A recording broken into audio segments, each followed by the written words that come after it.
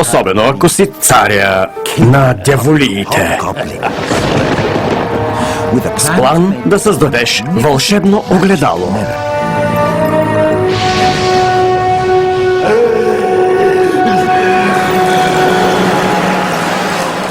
Огледало, което да донесе мъка и нещастие на милите и добри хора по целия свят.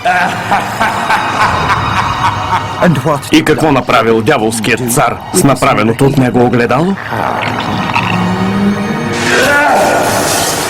Строшил го на стотици милиони мънички парченца.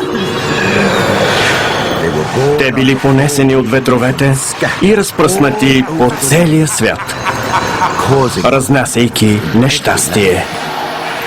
Защото когато някой от тези парченца попаднало в окото на човек,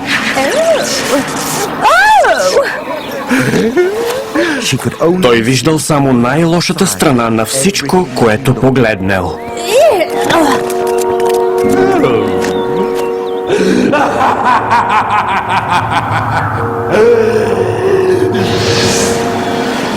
И най-малкото парченце имало силата на цялото огледало.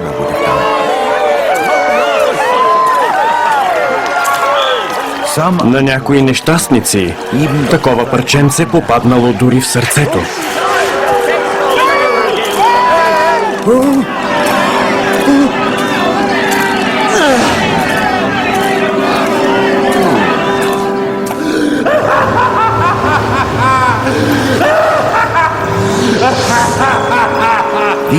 Тези миниатюрни парченца се носили из въздуха с години, особено ако си царя на дяволиите.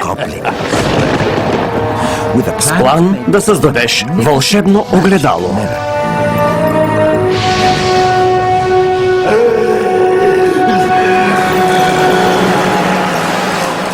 Огледало, което да донесе мъка и нещастие на милите и добри хора по целия свят. И какво направил дяволският цар с направеното от него огледало? Строшил го на стотици милиони мънички парченца. Те били понесени от ветровете и разпръснати по целия свят, разнасяйки нещастие. Защото когато някой от тези парченца попаднало в окото на човек,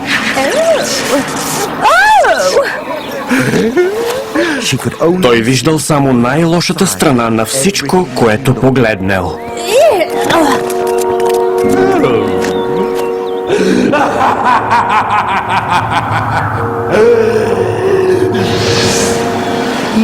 И най-малкото парченце имало силата на цялото огледало.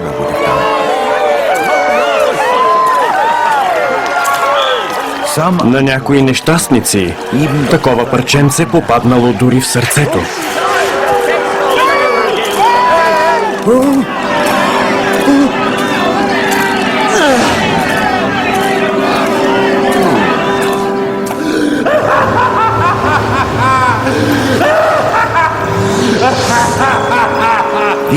Тези миниатюрни парченца се носили из въздуха с години, особено ако си царя на дяволиите. С план да създадеш вълшебно огледало.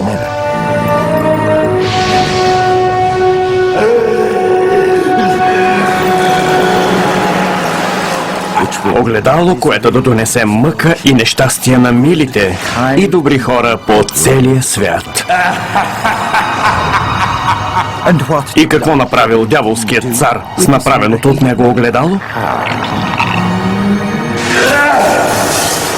Строшил го на стотици милиони мънички парченца.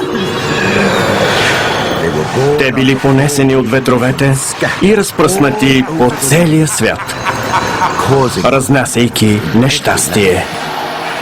Защото когато някой от тези парченца попаднало в окото на човек,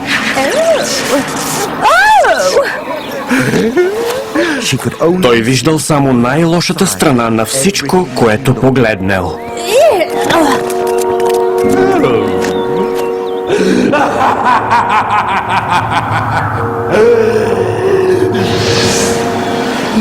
И най-малкото парченце имало силата на цялото огледало.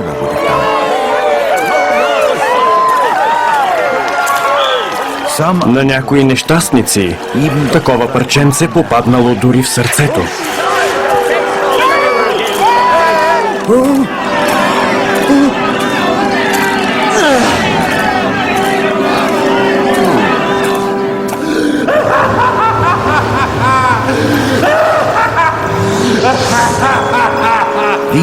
Тези миниатюрни парченца се носили из въздуха с години, особено ако си царя на дяволиите. С план да създадеш вълшебно огледало.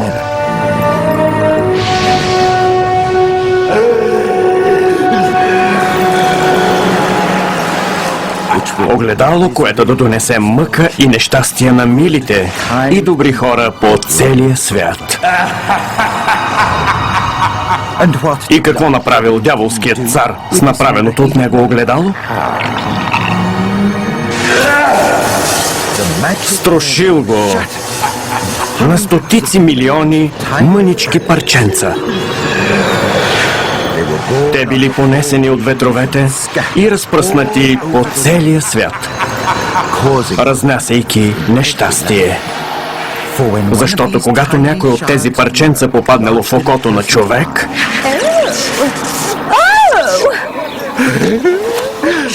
той виждал само най-лошата страна на всичко, което погледнал.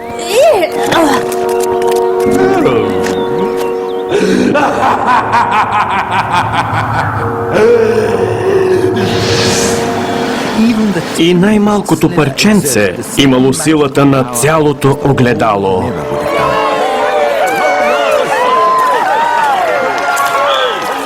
На някои нещастници такова парченце попаднало дори в сърцето.